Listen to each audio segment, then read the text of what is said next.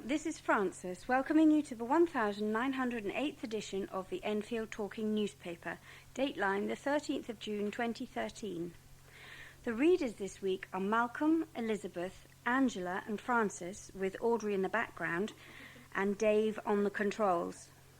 The items that we will be reading come from our local newspapers, the Enfield Gazette and Advertiser and the Enfield Independent, and are their copyright. Our title music is Country Rock Polka, composed by Pat Prilly, Fernand Bouillon, Harry Breuer, and performed by Jean-Jacques Perry, and is used with his kind permission. Local stories include £25 million rail improvement plan on the right track. MP calls a halt to Chase Farm downgrades. Is this justice? And fears for the baby geese missing from the park nest. And first of all, some special news items. The next drop-in centre for Enfield Vision is on the 20th of June, 10:30 to 12:30 at the Park Avenue Centre. There will be the usual activities and exercise classes and tea and coffee.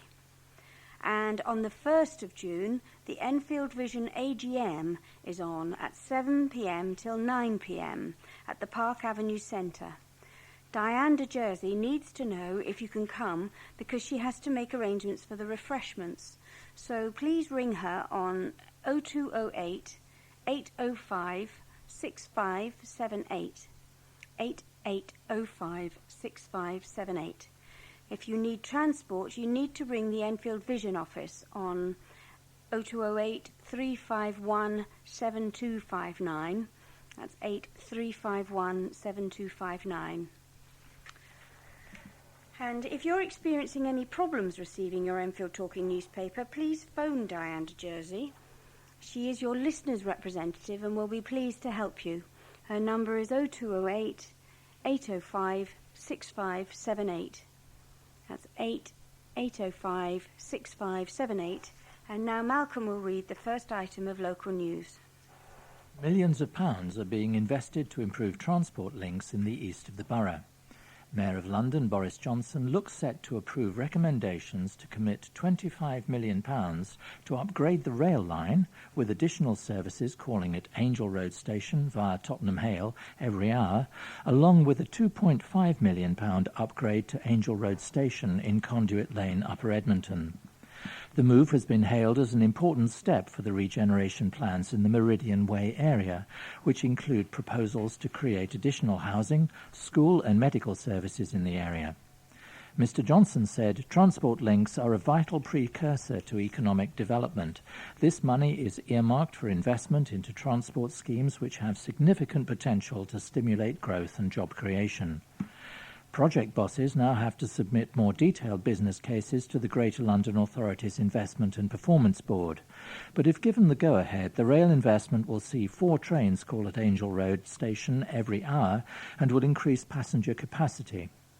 Enfield Council's Cabinet Member for Business and Regeneration, Del Goddard, said, "This will help to drive forward the regeneration of the £1.3 billion Meridian Water development, which will provide up to 5,000 homes and 3,000 jobs and an estimated £10.7 billion boost to the UK economy by 2031.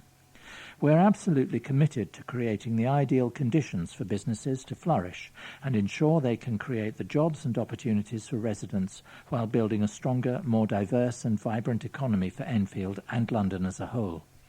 Enfield North MP Nick Dubois, who was part of the lobbying team for the investment, added, "This is fantastic news. This money will deliver much-needed transport improvements to attract businesses that will invest in Enfield." A Conservative MP has hit out at his own party and issued an urgent call to the Health Secretary to stop plans to downgrade accident and emergency units, including Chase Farm hospitals. Nick Dubois, MP for Enfield North, wrote in the Spectator magazine's Coffee House blog last Tuesday, as well as in the Mail on Sunday, that moves to shut down emergency departments should be halted until the causes of increased attendance and A&Es are dealt with. Last week it was reported that thousands of patients were languishing in A&E departments for much longer than the government's 4-hour target. Before being elected, Mr. Dubois was at the forefront of the Hands Off Our Hospital campaign, which plans to downgrade the hospital in the Ridgeway, Enfield. They were first mooted under the Labour government. In the past week, he's lambasted his own party for ploughing on with a raft of hospital downgrades which would drastically reduce A&E and maternity units in favour of bigger specialist centres. After hitting out at Jeremy Hunt's plans, he told the Advertiser, "There is not sufficient primary care in place yet for those reforms. People are funnelled into A&E by lack of care in the primary sector." However, Kieran McGregor, a member of the Save Chase Farm campaign group, told the Advertiser that Mr Dubois' comments in the Mail on Sunday, including the downgrading of an A&E should halt until the alternatives are actually in place, was not strong enough. Mr McGregor said, "The Chase Farm group is delighted he is focusing on this issue, but there's going to be a black hole in Enfield because there will be no A&E provision. The London Ambulance Service are going to move their ambulance base away from the borough, and on top of this, the waiting time figures for A&E are going up across the country, as was revealed last week." What is Mr Dubois doing to address these urgent issues? The MP insisted that his latest comments were part of his ongoing crusade to stop the closure of A&E at Chase Farm. "I can use my position as an MP to put pressure on the government to stop and review these plans," he added. A spokeswoman from the Department of Health stressed that any decisions on changes to hospital services would always be made at local level. Local healthcare organisations, doctors, nurses and other health professionals, with their knowledge of the patients they serve, are best placed to decide what services they need for patients in their area, she said. The man found guilty of raping an 11-year-old girl in an Enfield park has been sentenced to a minimum of just 8 years behind bars. Opemipo Jaji of Oswald Place, Edmonton, was given a life sentence on Friday, but could be considered for parole in 8 years' time following his savage attack on the schoolgirl as she walked home from school. He was found guilty of raping the girl on April the 18th, following a trial at the Old Bailey. Jaji, 18, committed the assault in Jubilee Park in Galliard Road between 4:45 p.m. and 8 p.m. on November the 23rd. The 11-year-old told the police officers that she had been raped after getting off the Route 192 bus in Berry Street. She walked along Galliard Road and noticed Jaji was following her and kept trying to talk to her. In an attempt to avoid him, she crossed the road a couple of times, but he continued to follow her. As they both reached the entrance to Jubilee Park, he grabbed her and dragged her into the park. The girl was stripped and a woolen glove was pushed into her mouth before she was subjected to a prolonged attack. She tried to escape twice, but Jaji threatened to stab her.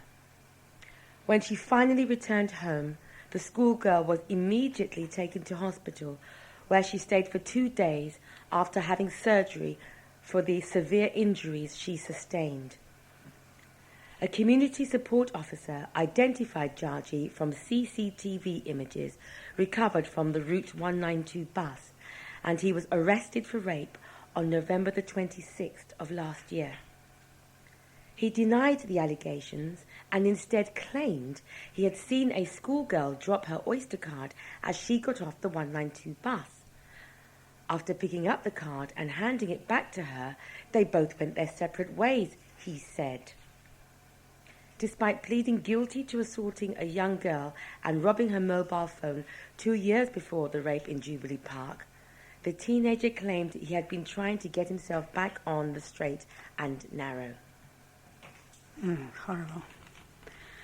Bird lovers have expressed concern after a dozen goslings mysteriously disappeared from their nest in Edmonton. For the past month, families have enjoyed visiting the 2 geese and their 15 babies, nesting in the pond in Pym's Park in Victoria Road, Edmonton. But then members of the Friends of Pym's Park noticed that 12 of the goslings appeared to have left the nest. Carolyn Hodgson, 54, of nearby Sheldon Road, said she feared the birds had been stolen. You do get the odd crows taking the babies, but this was 12 in one night, which is obviously nothing to do with nature, she told the advertiser. I can only assume that humans have done this. It's pretty upsetting because they are all babies.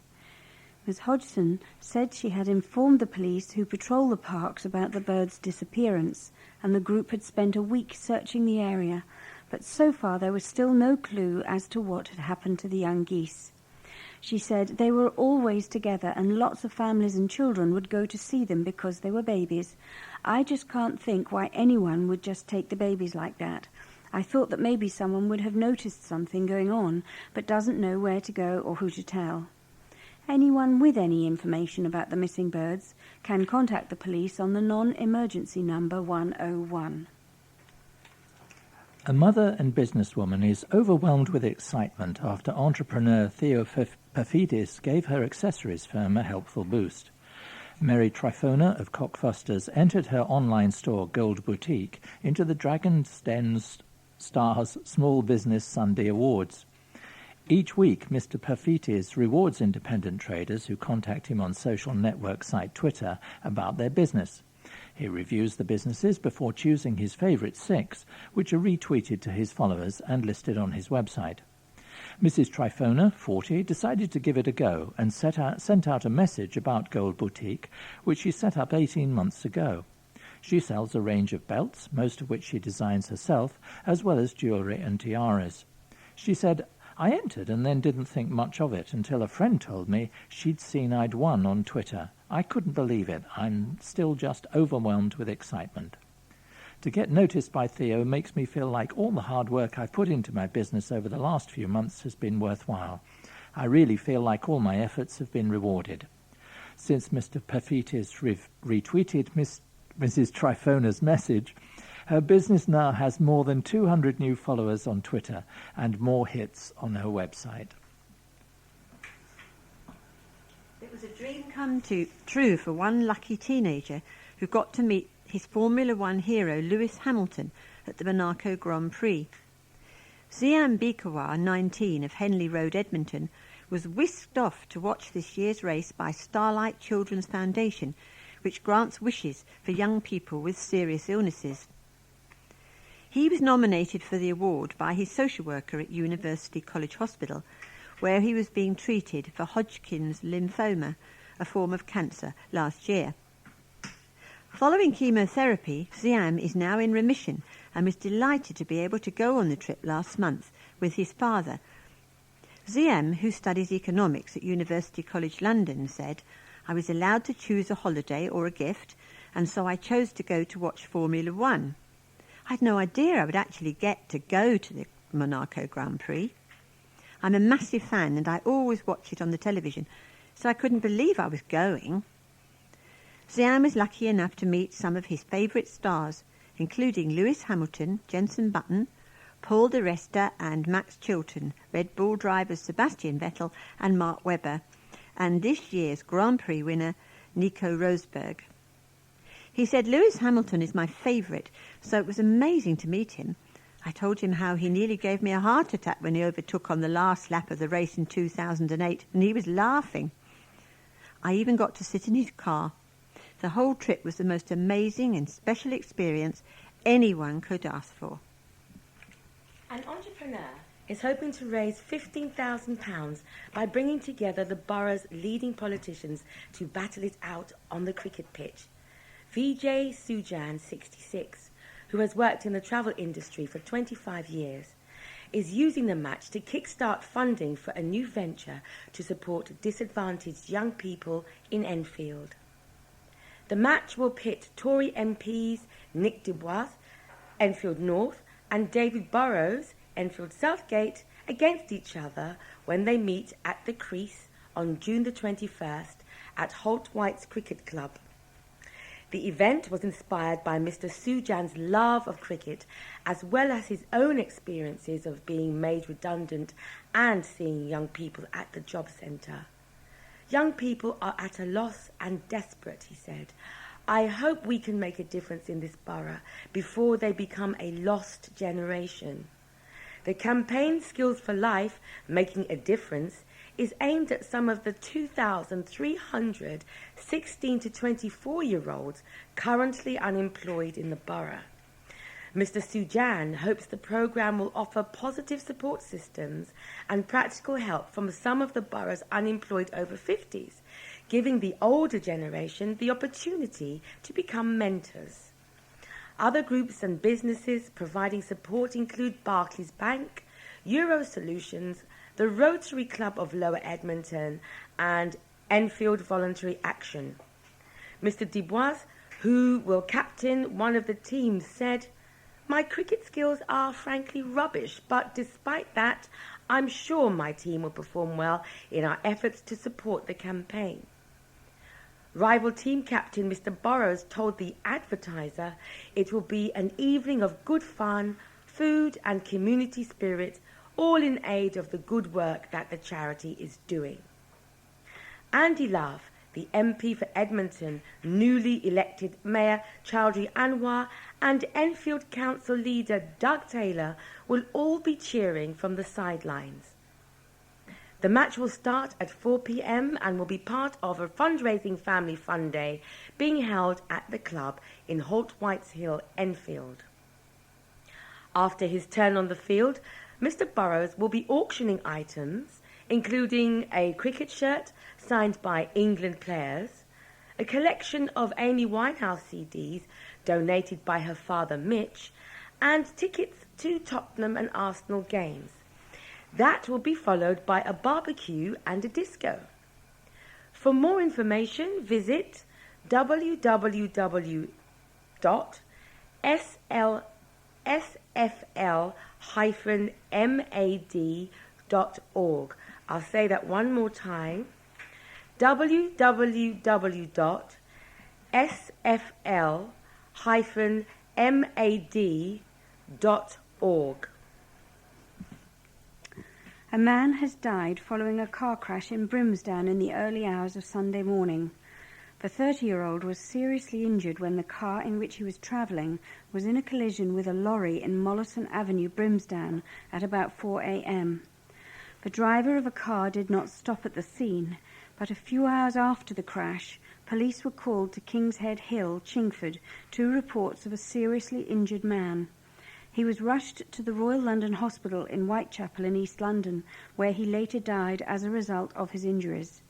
The driver of a car was traced to an address in Cheshunt. The 31-year-old was taken to hospital to be treated for his injuries and has since been arrested in connection with the incident. Mollison Avenue was closed to traffic for 6 hours. 2 schools in Edmonton have joined together to form a new learning community. The Hazelbury Junior School and the Hazelbury Infant School and Children's Centre will join together in September to form the Hazelbury Learning Community in Hazelbury Road. Carla Parker, the school's business manager, said the new centre will become a 5-form entry school to accommodate more children. She said, "We've had a great deal of support from all the parents and staff. Hazelbury Learning Community is dedicated to providing seamless quality education for all the Hazelbury children and families. Because there's a demand for more school places, we're expanding across the board, and we've recruited enough staff to deal with the bigger class sizes. The school has doubled the size of its nursery intake from 60 places to 120. On May the 16th, the MP for Edmonton, Andy Love, and the former England and Tottenham Hotspur player, Ledley King, opened a new nursery building. Ms. Parker said, "It was a wonderful afternoon where parents and nursery children met the guests and had lots of fun. We're delighted to expand our school and look forward to serving the community." The Shadow Secretary for Education met pupils at a college, school and theatre group during a visit to his old stamping ground in Southgate.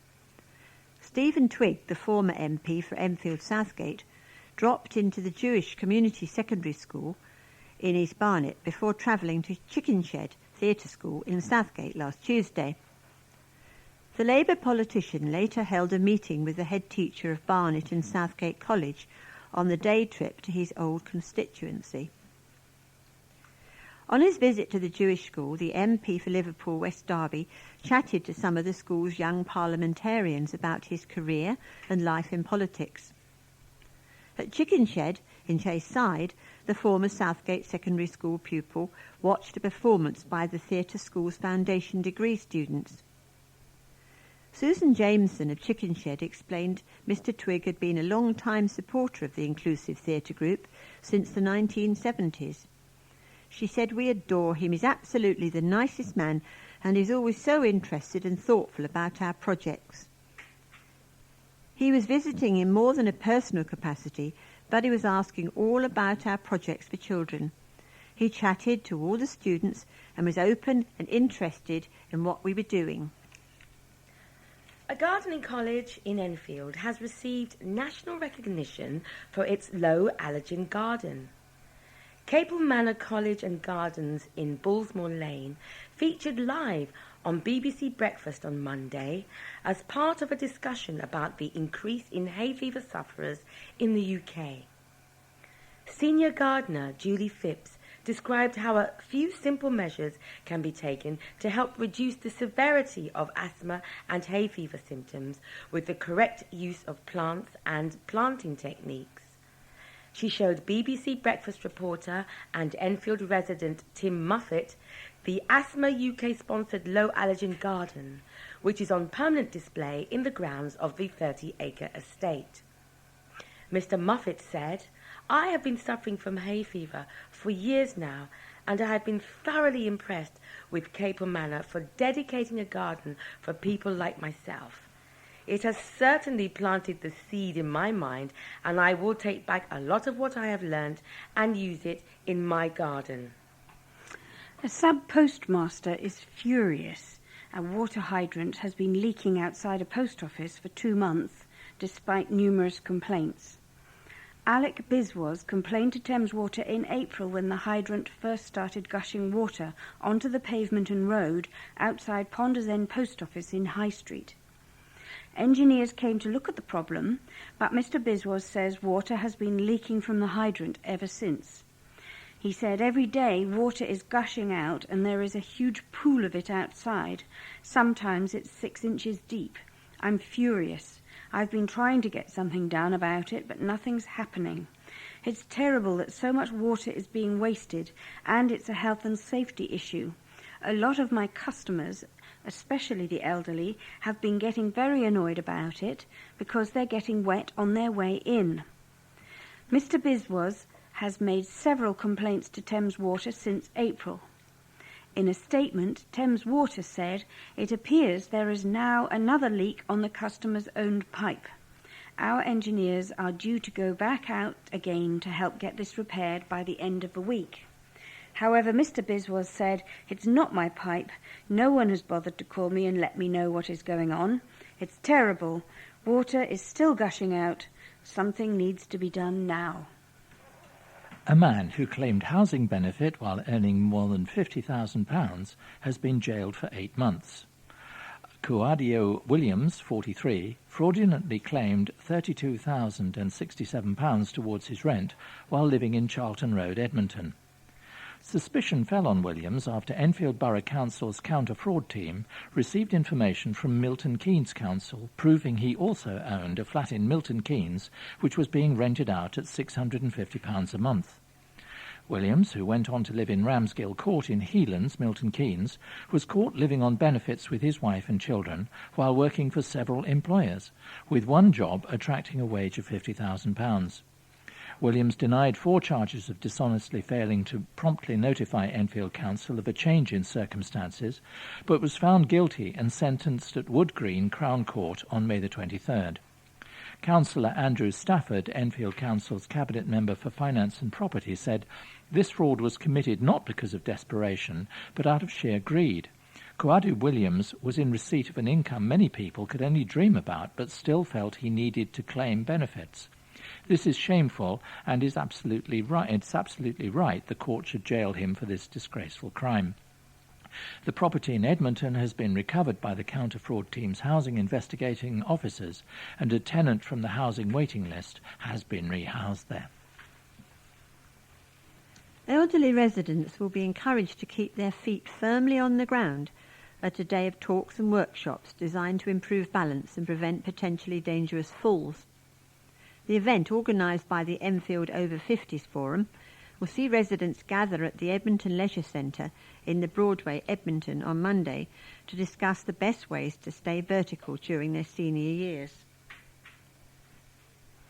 Enfield Over 50s population now tops 84,000 and is growing, said the Forum Life President Monty Meth.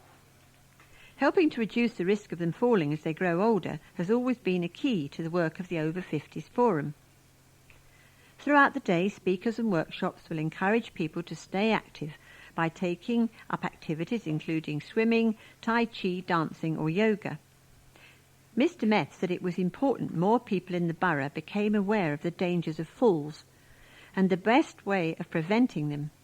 According to the Over 50s Forum, last year, Chase Farm Hospital in the Ridgeway, Enfield, dealt with nearly 3,000 cases of elderly suffering falls. More than 1,200 of those were aged over 85. It's clear that falls remain a major problem and a costly one, both for the people involved and the cash-pressed NHS, said Mr. Meth. Any activity that strengthens the legs and improves your balance can help to reduce the chances of falling. So too can making sure that your feet are in a healthy condition, that your eyes and hearing are checked regularly, and that you have a balanced diet. The event will be held on June 17th between 7:30 a.m. and 3 p.m. Only people who register with the Forum office on 020 8807 2076, that's 020 8807 2076, will be admitted. A care home will give out free health checks as part of an open day next week. Southgate Beaumont Care Home in Cannon Hill, Southgate Green, will host a tea party at 3:30 p.m. as part of National Care Home Open Day on Friday the 21st of June. From 10 a.m. to 4 p.m, the Stroke Association Stroke Prevention Team will give out free health checks. We have now reached the end of side 1 of this tape. Please stop your machine now, take out the cassette, turn it over and start side 2.